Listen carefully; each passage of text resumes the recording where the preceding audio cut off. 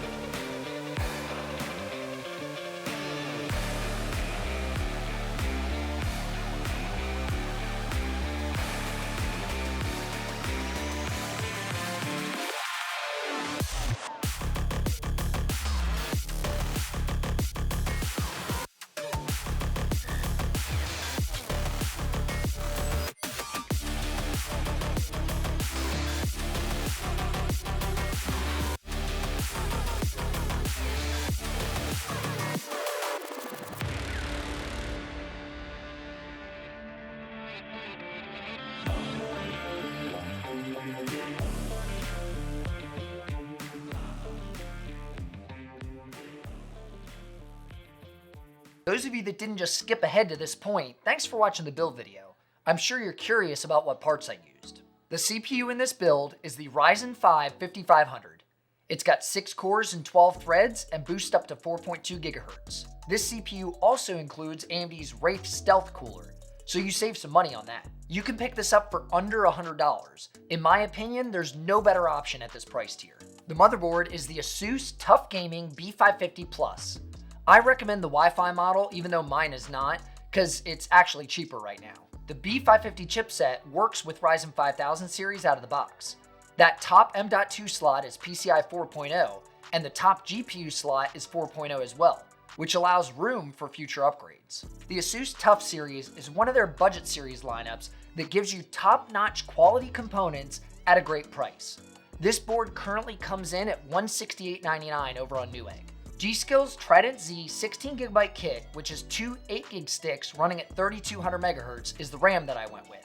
Currently it costs $58.99. 16GB is still the standard for gaming, but if you look below in my build list, I recommend 3600 MHz instead of the 3200 I used because you can frequently find them for the same price as the 3200 MHz kit. This is just what I had on hand, so that's what I went with. Storage is becoming very cheap. The Team Group MP33 NVMe SSD was an obvious choice for this build. It's PCI 3.0 simply because that's the fastest our CPU can run. I chose 1 TB of space and it only cost $52.99. NVMe is fast, provides storage for your OS, and gives you plenty of extra for all the games you'll want to download. Power is provided by the Thermaltake Smart BM2 650-watt power supply. It's 80+ bronze, semi-modular, and as the name suggests, provides 650 watts of power. I didn't want to go with something larger to handle major upgrades since I wanted to keep the costs low. When you jump to something like a 750 watt or greater power supply, you tend to jump a lot in price. I picked this thing up for $55. I needed something to hold all the components that wouldn't break the bank. The Phanteks Eclipse G360A fits the build nicely. It's an ATX-sized chassis, has a mesh front panel, tempered glass side, and even comes with 3 RGB fans. All of that for $100. Now, onto the GPU. It is used. I saved this part till last because I knew some people would be complaining about me going with a used part. One used item in the entire build. This part makes the most sense to go with used because you get the most performance and you can swing over to eBay and pick these things up with great success. Plus, they have a money-back guarantee.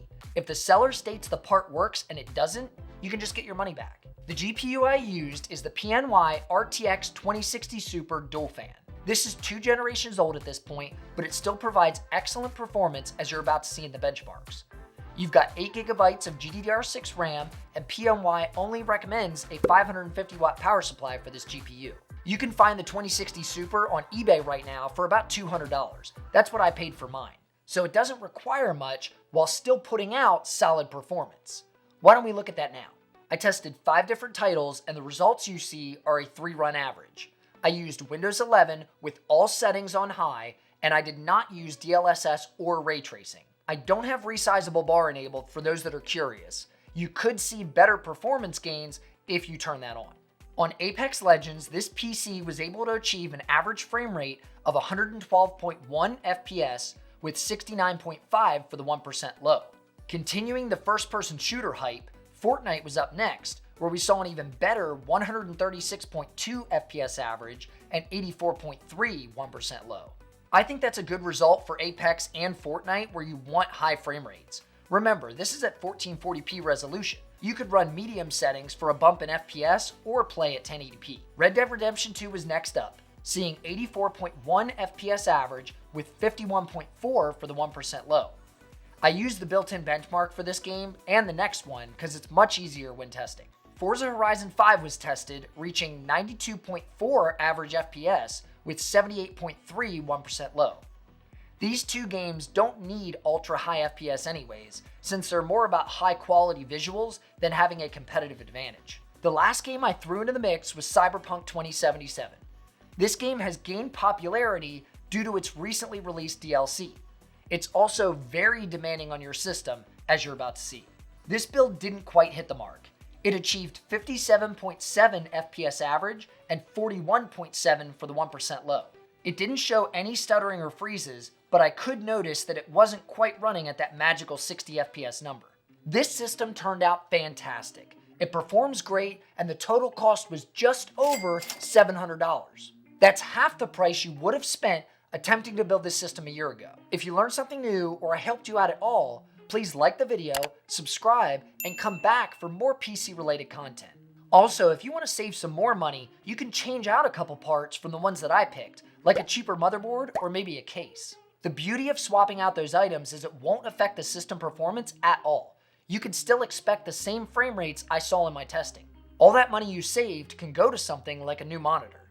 And if you need some help with that, check out these videos next, because I think they'll be useful. And as I always say, I'm Danny with Danny's Tech Channel, and I'll see you in the next video. So I'm forever calling the truth.